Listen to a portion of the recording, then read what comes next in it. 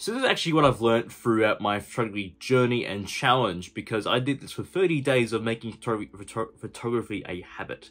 So making photography a habit was a very good experience for me, as I tend to find myself losing that sort of passion for it, especially throughout my my days where I'm actually emailing businesses, which I'm still gonna do regardless.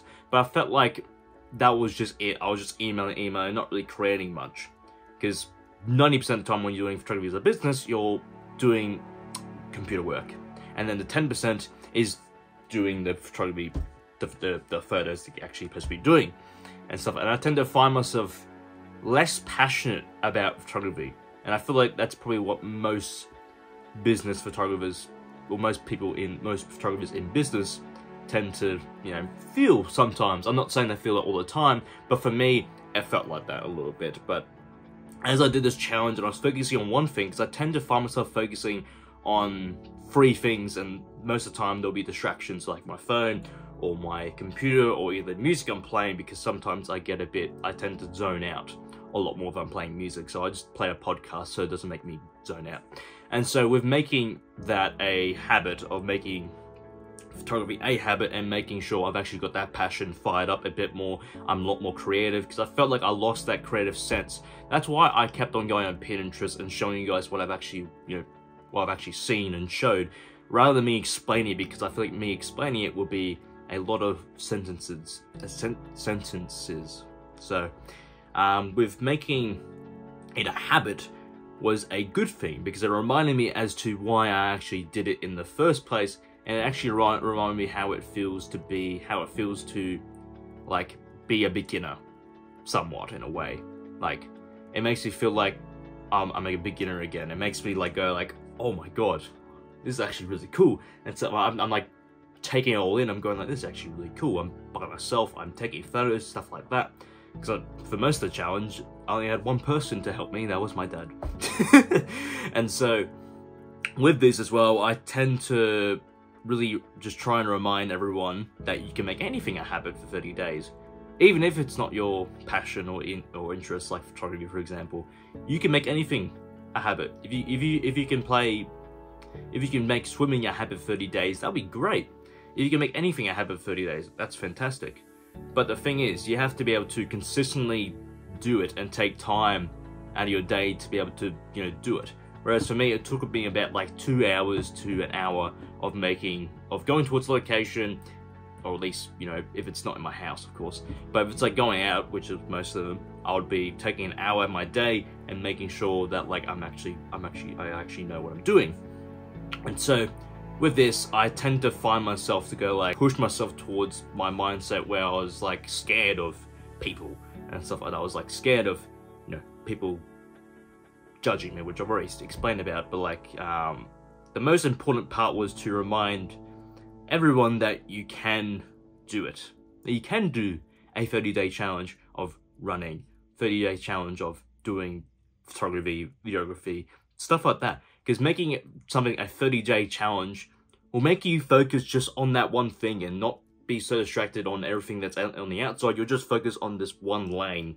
It's like racing, for example. It's like you're just using that one lane and you're just running into that one.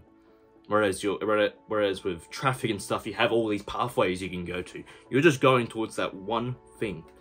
That's why I did the 30-day challenge, was to just let me focus on just one thing, rather than me going like picking out apples and picking out berries and shit and stuff like that. And so that actually reminded me it just fired up my passion a lot more and let me test myself and let me go like, I'm just gonna do one type of photography today, and then the next thing I need to research and do this. And maybe have like a bit of like a checklist sort of thing, which I didn't create a checklist. I just kept on going on Pinterest and finding what I need to do next and see if it's actually, doable and stuff like that.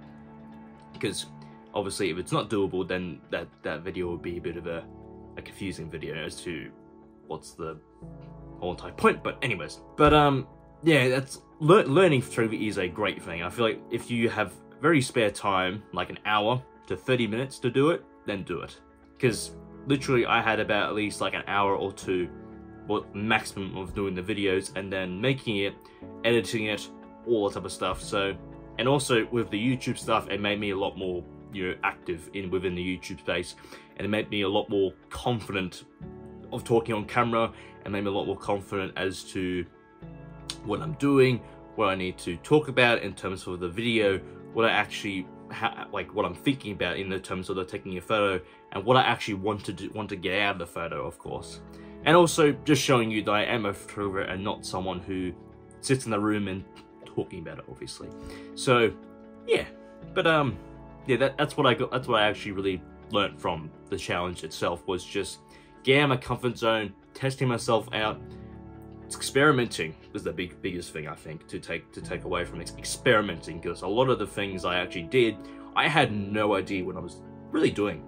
I was just trying to test myself, and then if it works, if it's focus, if it's stuff like that, I'll be like, okay, I've got this. And so with the other thing was just me just going like, you can do this. You can really just do it. If you put yourself in towards the self-talk of just negativity, then you're not going to do it. You're going to run away. It's like fight or flight, whereas you're going to fight the fear, or you're either going to run away from the fear. I literally just fight the fear and just made sure that I'm actually doing it. Because the one thing that we all should be doing is fighting our own fears and making stress a bit of a friend, sort of thing, which I am still trying to find a friend of stress, because I tend to get stressed a whole lot. But yeah, so that's what I've really been taking throughout the challenge, and I feel like it'll be a great thing for any beginners to do, not just photography, to do anything. Making a 30-day challenge is possibly the best thing you can do, because you're experimenting with yourself, you're experimenting with what you actually want to do, and you're also finding out if you actually like it or not. And if you don't like it, that's okay. You've actually learned something from it. You learned that this is not your pathway. There's another pathway for you to take. So that's what I've learned throughout the 30 days of making photography a habit.